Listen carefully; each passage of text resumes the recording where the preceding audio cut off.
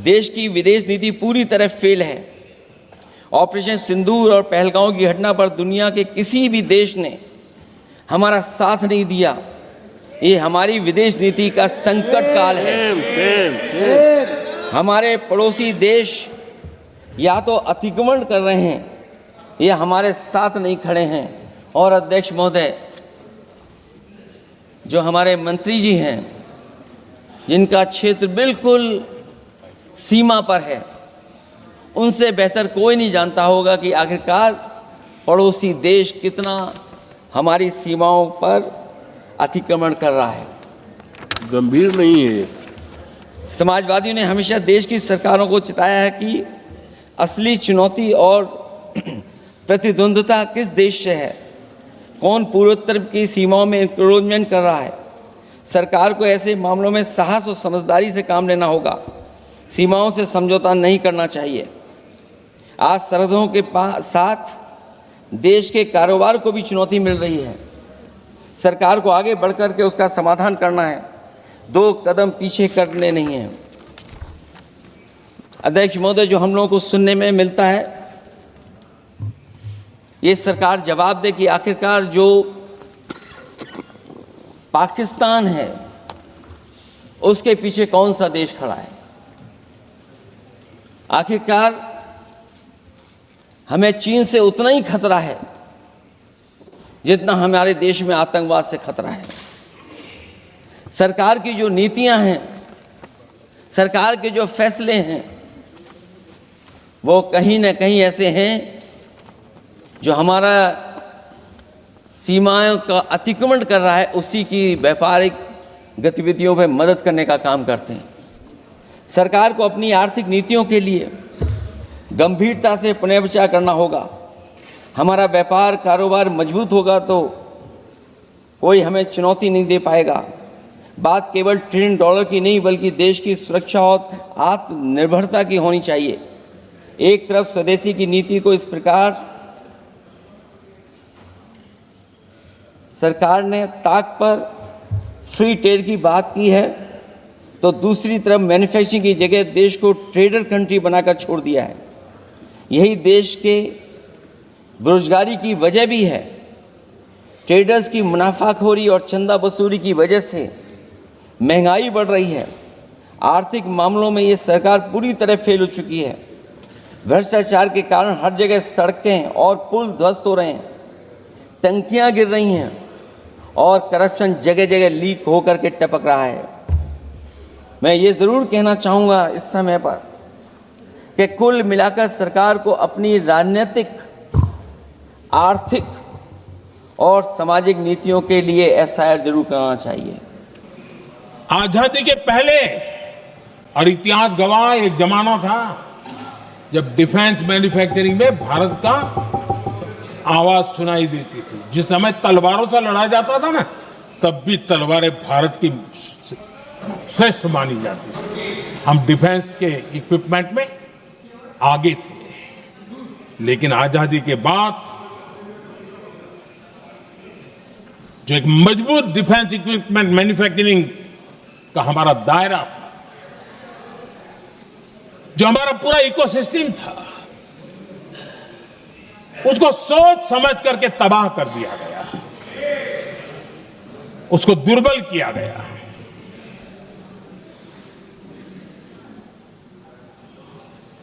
Research और manufacturing के लिए रास्ते बंद कर दिए गए। अगर इसी नीति पर हम चलते तो भारत इस 21वीं सदी में ऑपरेशन सिंदूर के संबंध में सोच भी नहीं सकता। यह हालत करके रखा हुआ था उन्होंने। भारत को सोचना पड़ता कि अगर कोई एक्शन लेना है तो शस्त्र कहां से मिलेंगे, साधन कहां से मिलेगा, बारूद कहां से मिलेगा, समय पर मिलेगा या नहीं मिलेगा, बीच बचाव में रुकता नहीं जाएगा, ये टेंशन पालना पड़ता है।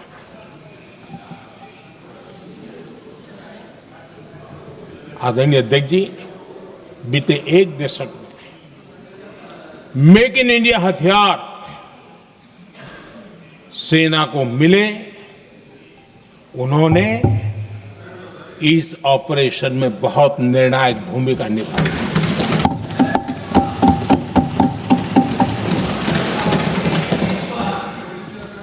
आदरणीय अध्यक्ष जी,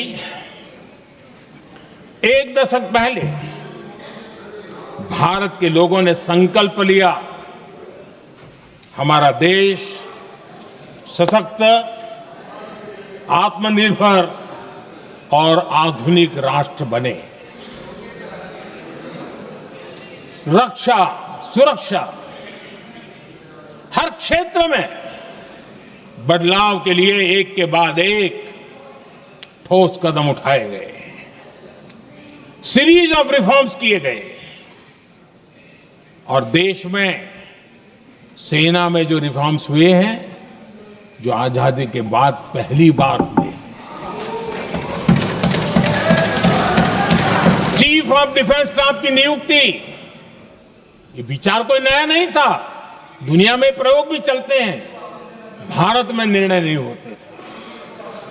हमने, ये बहुत बड़ा रिफॉर्म था, हमने किया और बहुत ही, मैं हमारी तीनों सेनाओं का अभिनंदन करता हूं। इस व्यवस्था को उन्होंने दिल से सहयोग किया है, दिल से स्वीकार किया है।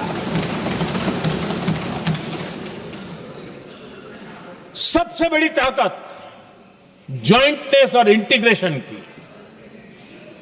इस समय नेवी हो, एयरफोर्स हो, आर्मी हो, ये इंटीग्रेशन और जॉइंटनेस ने हमारी ताकत को अनेक गुना बढ़ा दिया और उसका परिणाम भी हमें नजर में आया है, ये हमने करके देखा है। सरकार की जो डिफेंस प्रोडक्शन की कंपनियां थी, उसमें हमने रिफॉर्म किए।